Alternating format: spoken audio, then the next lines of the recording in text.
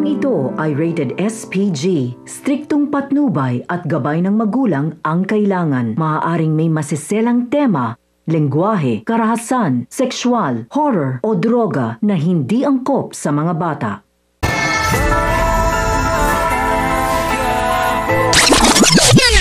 Ang mga dapat nating abangan sa FPJ's Batang Quiapo. Walang kaalam-alam si Namokang na sinundan na pala sila ni Natanggol kasama ng buong tropa sa birthday party ni Ramon, kung saan siya ang star dancer, at dumating na nga ang pinakamahalagang gabi kung saan ipapakilala ni Olga kay Ramon si David. Kaya naman tatawagan niya na ito at ibibigay ang address kung saan mangyayari ang birthday party ni Ramon. Ayon pa kay Olga na kinakailangan hindi pumulpak si David sa kanyang mga sasabihin at mapaniwala nito si Ramon na siya ang anak nito. Dahil pag nagkataon umano na isang maling galaw lang ni David ay tapos lahat ng kanilang pinaghirapan at sisingilin niya si David ng malaki pag nagkataon. Sasabihin naman ni David na handa na umano siya at siya na ang bahala. Habang naglalakad si David ay sinabi niya sa kanyang sarili na sisiguraduhin niyang mapapasa kanya lahat ng kay Tanggol sa gabing ito at makakaalis siya sa Quiapo. Sa oras na mapaniwala niya nga si Ramon Montenegro na siya ang anak nito, ngunit maya-maya pa, hindi pa man siya nakakarating ay may mga grupo na ng kalalakihan ang humarang sa kanya at tinakluban ng kanyang muka.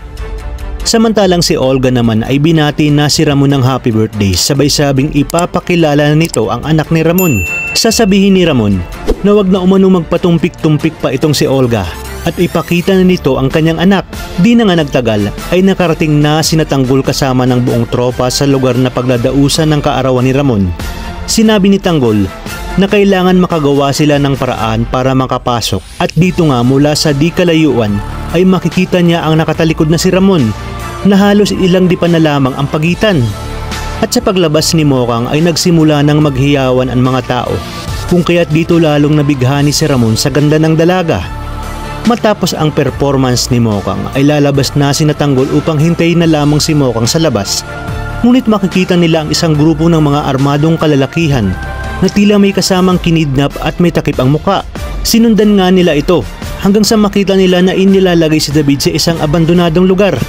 Kaya naman nilapitan ito ni Tanggol upang tulungan, at nang tatanggalin niya na ang takip sa mukha nito ay laking gulat niya na ito pala ay ang kanyang kapatid na si David. Ngunit isang malaking palaisipan kung sino kina Olga at Ramon ang nagpadukot kay David.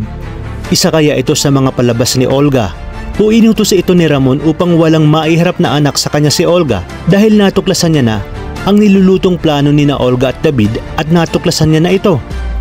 Kaya namang kapamilya, kapit lang dahil marami pa tayong dapat abangan dito lang sa bagong paborito ng sambayanan, ang FPJ's Batang Quiapo.